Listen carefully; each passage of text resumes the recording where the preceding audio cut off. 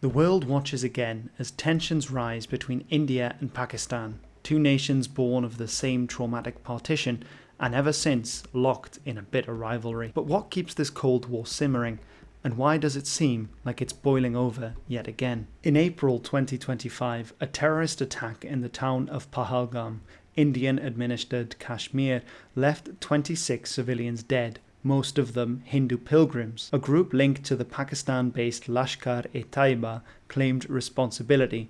India blamed Pakistan for supporting the attackers, prompting a series of diplomatic and military responses. India closed its airspace, expelled Pakistani diplomats, and suspended key agreements. Pakistan responded in kind, halting trade and withdrawing from diplomatic accords.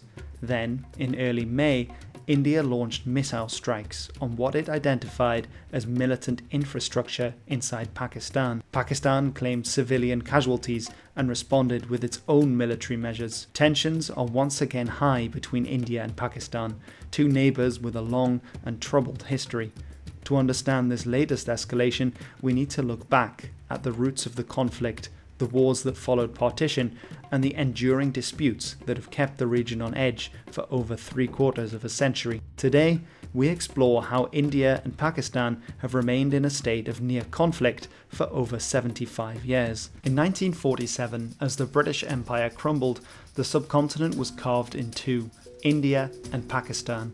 The partition was drawn along religious lines. Muslim-majority areas became Pakistan, while Hindu-majority areas became India.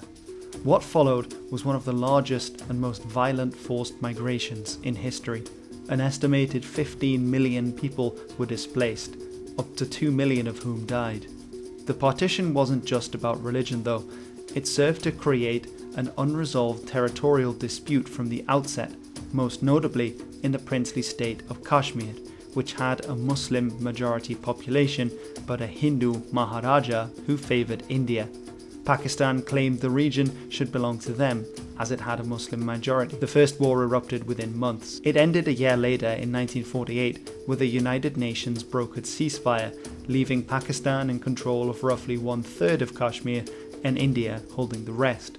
This ceasefire line became known as the Line of Control, effectively freezing the conflict but not resolving it. Just to complicate matters further, China technically also controls part of Kashmir. It concerns two regions in the north of Kashmir.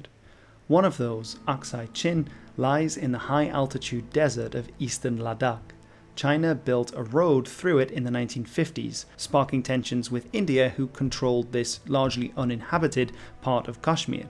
This contributed to the Sino-Indian War of 1962, a war which China, for all intents and purposes, won, which is why it claimed and retains control over the area of Aksai Chin. The other part, the Shaksgam Valley, was ceded by Pakistan to China in 1963 to settle a border dispute, though India, of course, never recognized that deal, as India also claims all of Kashmir, therefore meaning that Pakistan can't cede any of Indian territory, according to the Indian government. So while the Kashmir conflict is usually seen as India versus Pakistan, China is also a player in this complicated territorial puzzle, but that's for another time. India and Pakistan have fought 4 wars and countless skirmishes since their independence, most of them centered on Kashmir.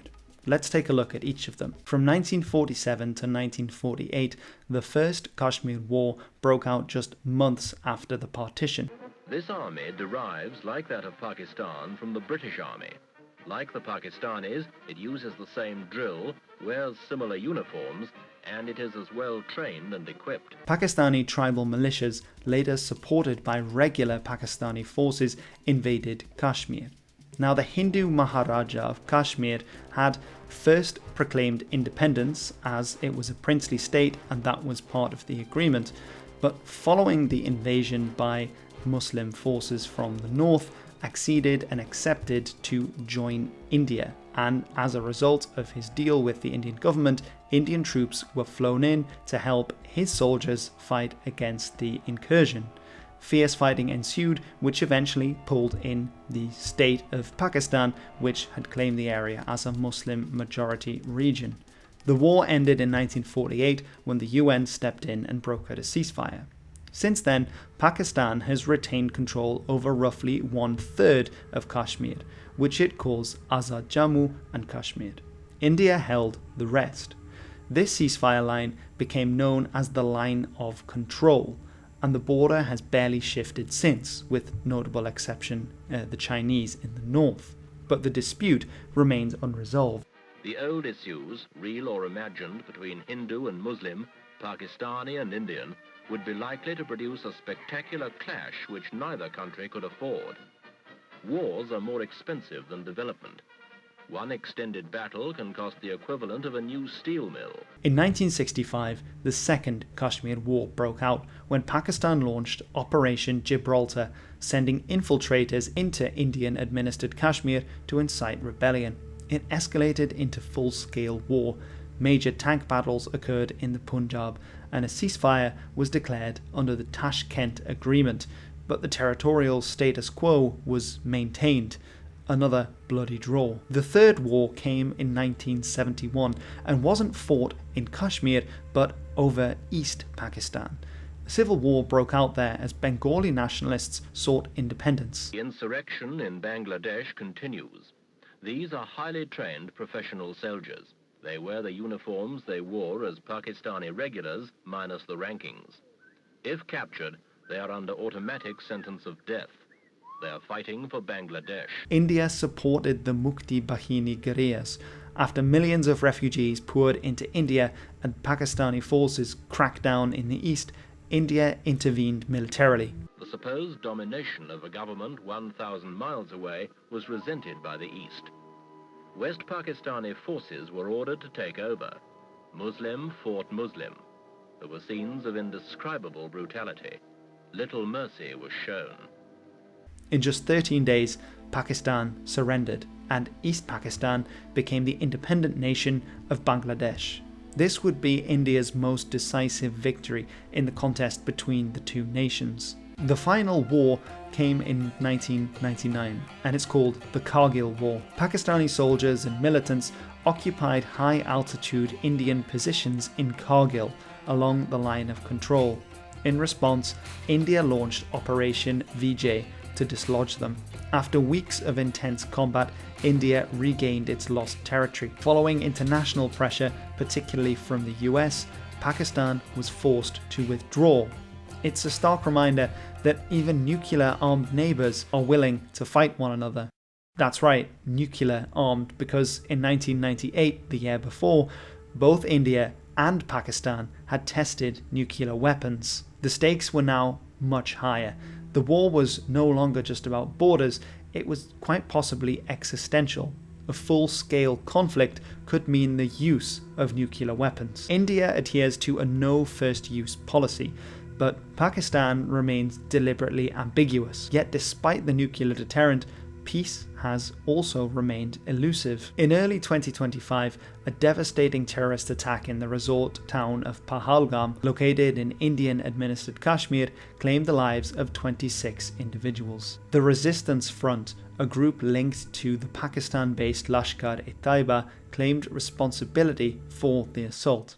India swiftly accused Pakistan of harbouring the militants responsible, leading to a rapid deterioration in diplomatic relations. India followed by expelling Pakistani diplomats and suspending the Indus Waters Treaty, a pivotal water-sharing agreement. Brokered by the World Bank in 1960, it divided the rivers of the Indus Basin between the two countries, meaning that India got control of the eastern rivers, which flowed through Pakistan, while Pakistan retained control of the water in the western rivers. Remarkably, even through wars and rising tensions, this treaty has largely held, until now.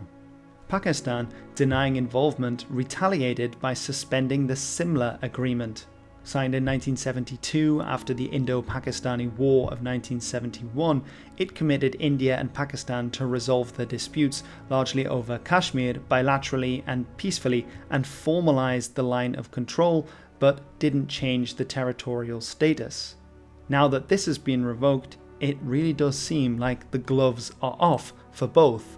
especially considering that both of these agreements remained in place during the Kargil War, the full-blown Pakistani effort to take over parts of Kashmir in 1999.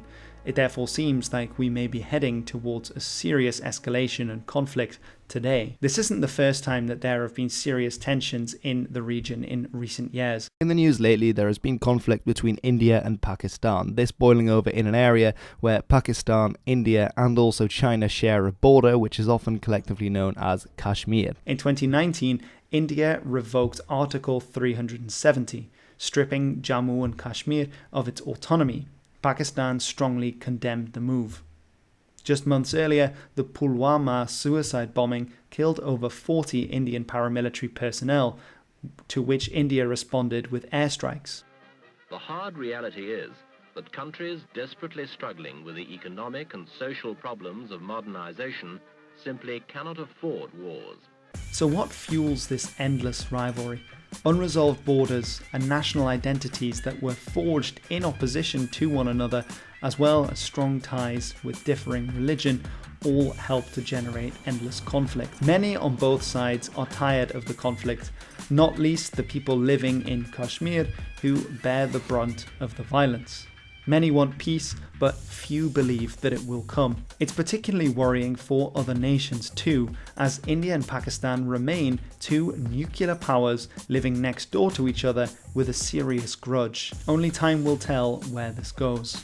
If you found this insightful, I've got a few more videos about India and Pakistan and South Asian history more generally that you can check out. If you enjoyed it, let me know by leaving a like. If you'd like to share anything else, why not post something in the comments and subscribe to see some more. In the meantime, I'm Hilbert and this was The History.